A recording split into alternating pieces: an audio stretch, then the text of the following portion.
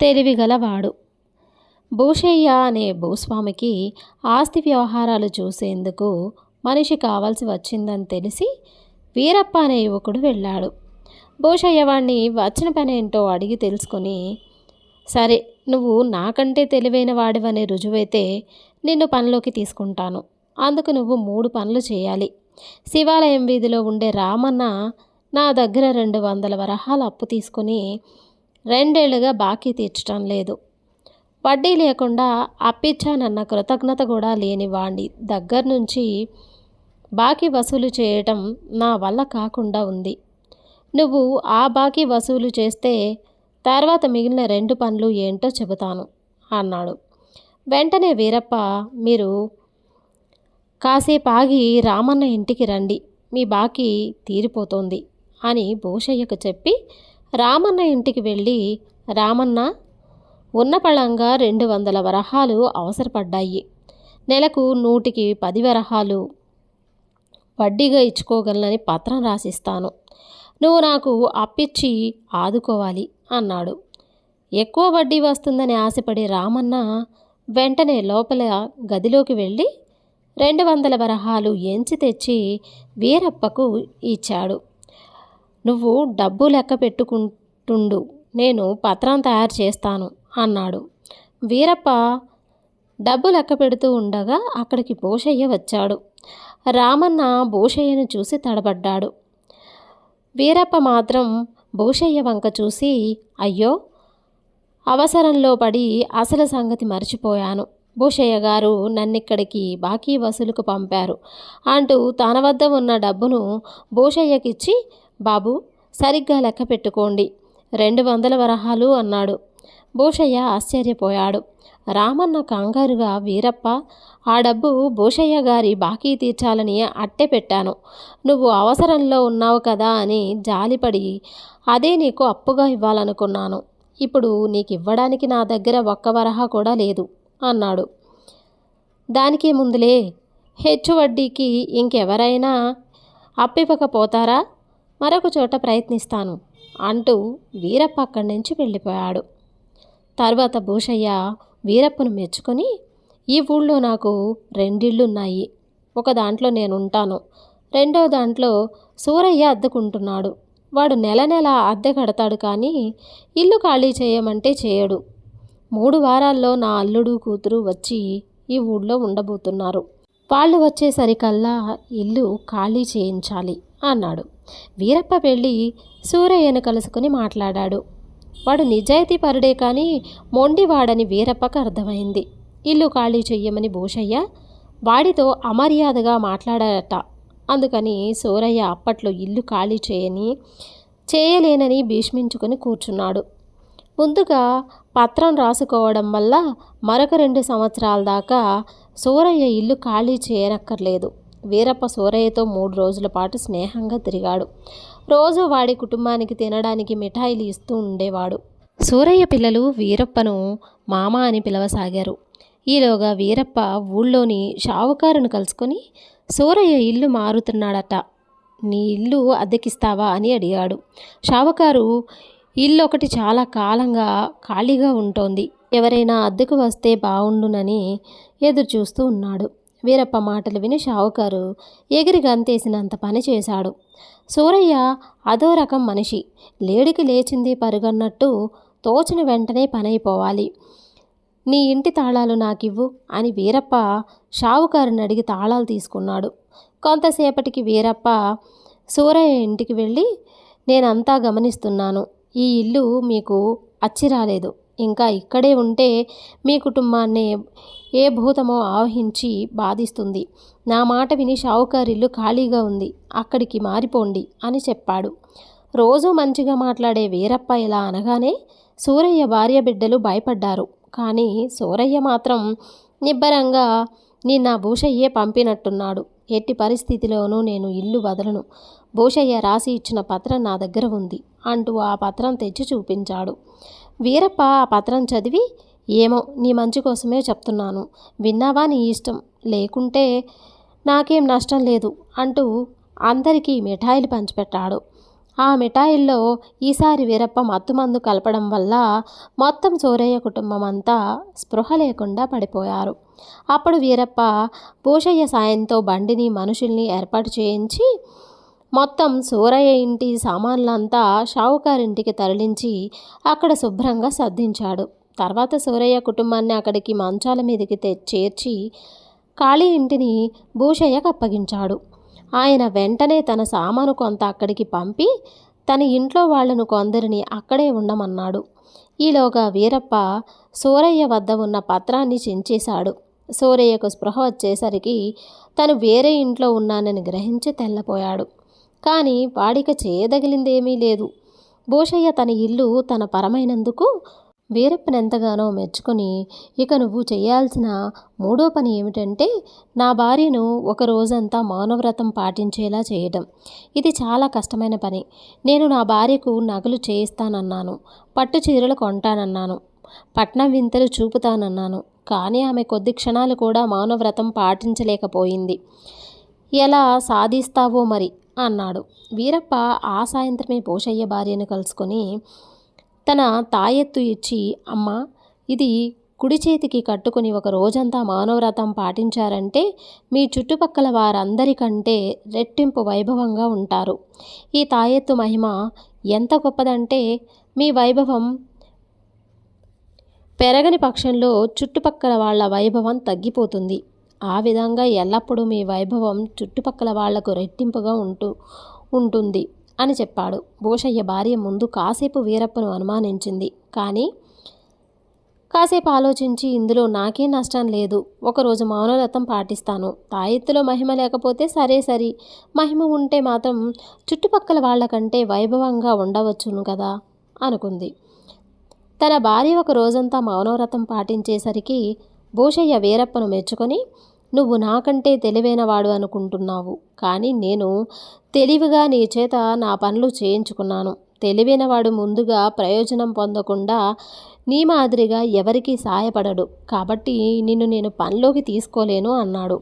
వీరప్ప తొనకకుండా, అయ్యా, తమరు చెప్పింది న్యాయమే, కానీ చెప్పిన కారణం సబబుగా లేదు.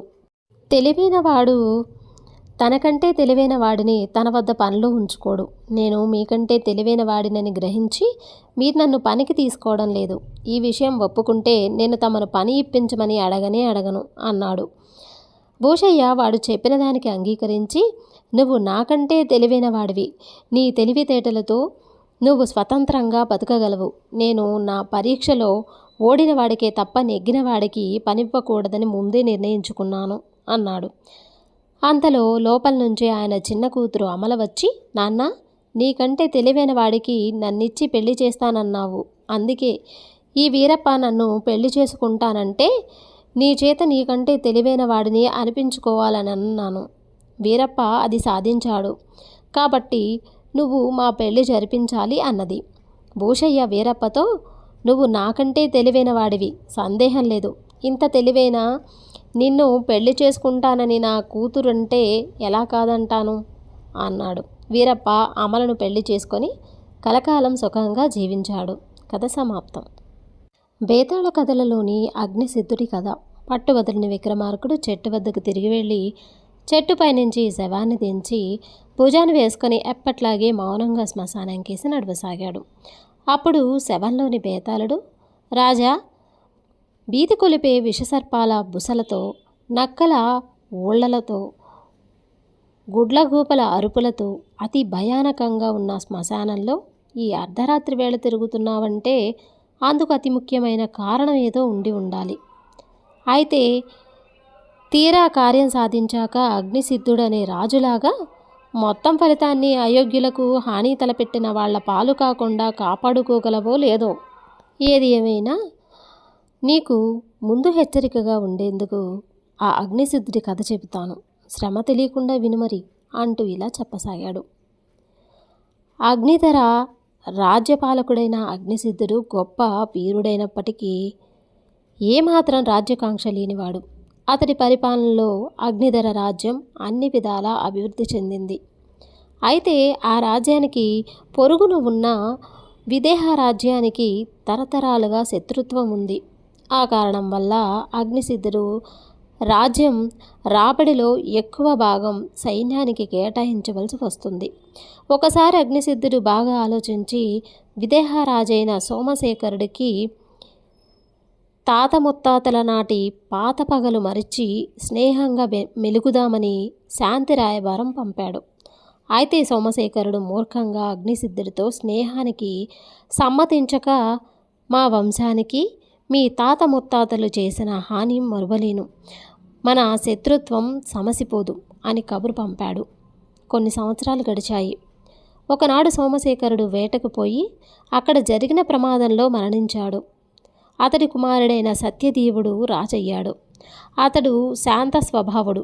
గతంలో తన తండ్రితో స్నేహానికి అగ్నిసిద్ధుడు చేసిన ప్రయత్నం అతడికి తెలుసును. తమ రెండు రాజ్యాల మధ్య శత్రుత్వం చల్లారి మైత్రి నెలకొల్పటం ఎలా అని ఆలోచించసాగాడు. ఆ సమయంలో అగ్నిసిద్ధుడి కుమార్తె అయిన స్వయంప్రభను గురించి తెలుసుకున్నాడు. స్వయంప్రభ గొప్ప సౌందర్యవతే కాక విద్యాబుద్ధులు నేర్చిన యువతి. ఆమెను వివాహమాడి రెండు రాజ్యాల మధ్య శత్రుత్వం రూపుమాపాలని సత్యదేవుడు నిశ్చయించుకున్నాడు. తన అభిప్రాయం తెలియపరుస్తూ సత్యదేవుడు రాయబారి ద్వారా అగ్నిసిద్ధుడికి లేఖ పంపాడు. ఇందుకు అగ్నిసిద్ధుడు చాలా సంతోషించాడు. పగ తీర్చుకోవాలని తండ్రి బాటలో కాక ఇరుగు పొరుగు రాజ్యాల మధ్య శాంతిని కోరే సత్యదేవుడు అగ్నిసిద్ధుడికి చాలా యోగ్యుడిగా కనిపించాడు. అతడికి తన కుమార్తెనిచ్చి వివాహం జరిపించాలని నిర్ణయించుకున్నాడు. అయితే అగ్నిసిద్ధుడి కుమారుడైన సింహకేశుడికి తండ్రి నిర్ణయం నచ్చలేదు.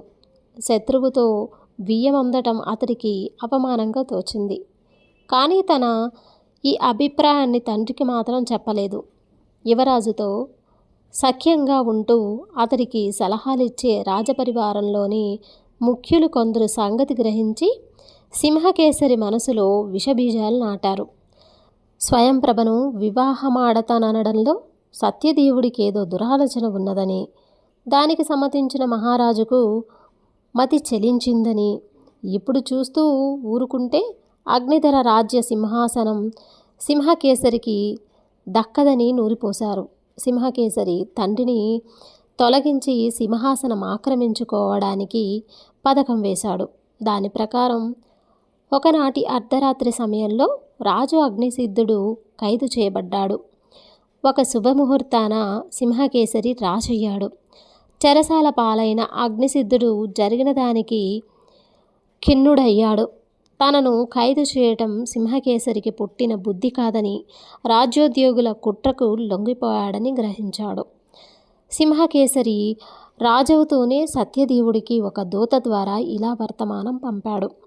నా చెల్లిని వివాహమాడి మమ్మల్ని వెన్నుపోటు పొడవాలని నువ్వు ప్రయత్నించావు. తాత ముత్తాతల నాటి శత్రుత్వాన్ని సాధించడానికి వివాహం అడ్డం పెట్టుకున్న నిన్ను శిక్షించకుండా వదలను. వెంటనే యుద్ధానికి సిద్ధంగా. ఈ జరిగిన దానికి సత్యదేవుడు ఎంతగానో విచారించాడు. యుద్ధంలో సింహకేసరిని ఓడించి తిరిగి అగ్నిసిద్ధుణ్ణి రాజుగా చేయాలని అతడు నిశ్చయించుకున్నాడు. ఇంతలో అగ్నిధర రాజ్య ప్రజల్లో పెద్ద అలజడి బయలుదేరింది. మహారాజును బంధించి యువరాజు రాజైనందుకు తిరుగుబాటు ప్రారంభమైంది. దానికి రవిచంద్రుడనే యువకుడు నాయకత్వం వహించాడు. ఇంట గెలిచి రచ్చగెలవాలన్న ఉద్దేశంతో సింహకేసరి ముందుగా రాజ్యంలో చెలరేగిన తిరుగుబాటును అణిచివేసి తర్వాత సత్యదేవుడితో యుద్ధానికి తలపడాలని భావించాడు. అందుకుగాను రవిచంద్రుణ్ణి బంధించడానికి తీవ్ర ప్రయత్నాలు చేయసాగాడు. ఈ తిరుగుబాటు గురించి విన్న సత్యదేవుడు యుద్ధానికి అదే అనువుగా భావించి సైన్యంతో బయలుదేరాడు. సింహకేసరి పరిస్థితి అడగత్తెరలో పోక చెక్క మాదిరిగా తయారైంది.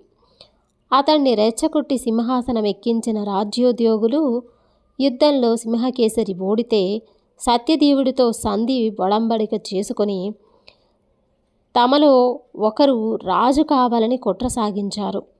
ఇది తెలుసుకున్న సింహకేసరికి తనెంత పొరపాటు చేశాడో అర్థమైంది.